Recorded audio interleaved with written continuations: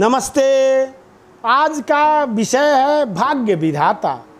दोस्तों, अक्सर निकम्मे लोगों को आपने देखा होगा जो व्यर्थ का बकवास करते हैं। बहस उनकी तीखी इतनी हो जाती है कि एक दूसरे से झगड़ने भी लगते हैं और बात बात में अपने भाग्य को कोसते हैं।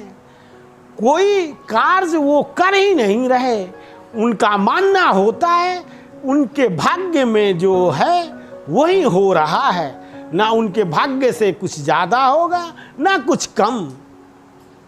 ऐसे मूर्खों की जमात बहुत है, ऐसे बेवकूफ़ लोगों की संख्या बहुत है, बहुत ही अधिक है, बहुत आयत है, जो 90% से भी अबव है, जो इस तरह की बातों पर यकीन करते हैं। आप थोड़ा विचार कीजिए, जब आप रात्रि में सोने जाते हैं और जब सुबह आप जगते हैं, जब आपकी आंखें खुलती है, आपकी आंखें बंद होने से पहले जो आपके हाथों के द्वारा होता है, जो आपके द्वारा कर्म होते हैं, जो आपके द्वारा कार्य होते हैं, उसे ही कर्म कहा जाता है।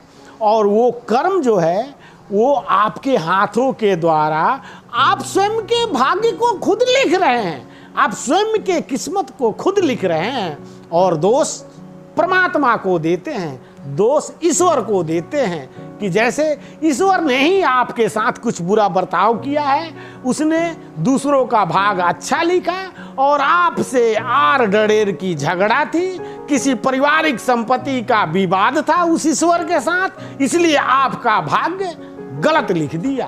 क्या मूर्खतापूर्ण समझ है आपकी।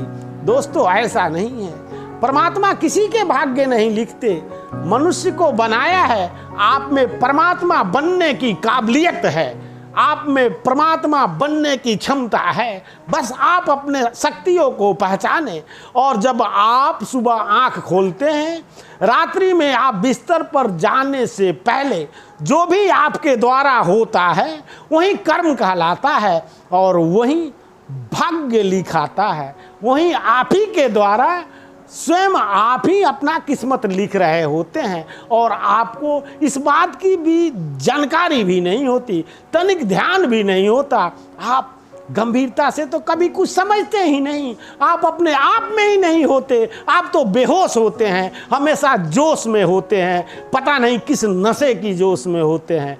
होश में रहिए तो आपको फील होगा कि जो आज किया आपने वही आने वाले समय में आपको मिल रहा है, कुछ अलग नहीं मिल रहा, कोई आपको दे नहीं रहा। इस जगत में कोई दानी नहीं जो आपको बुखार भी दे दे, कोई दुख भी नहीं दे सकता और कोई सुख भी नहीं दे सकता।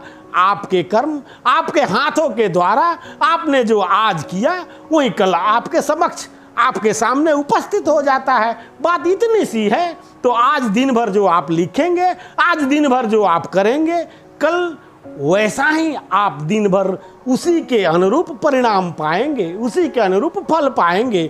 फिर भाग्य को क्यों कोसते हैं, तनिक विचार कीजिए। मनोज उपाध्याय को सब्सक्राइब कीजिए और विदा दीजिए। धन्यवाद।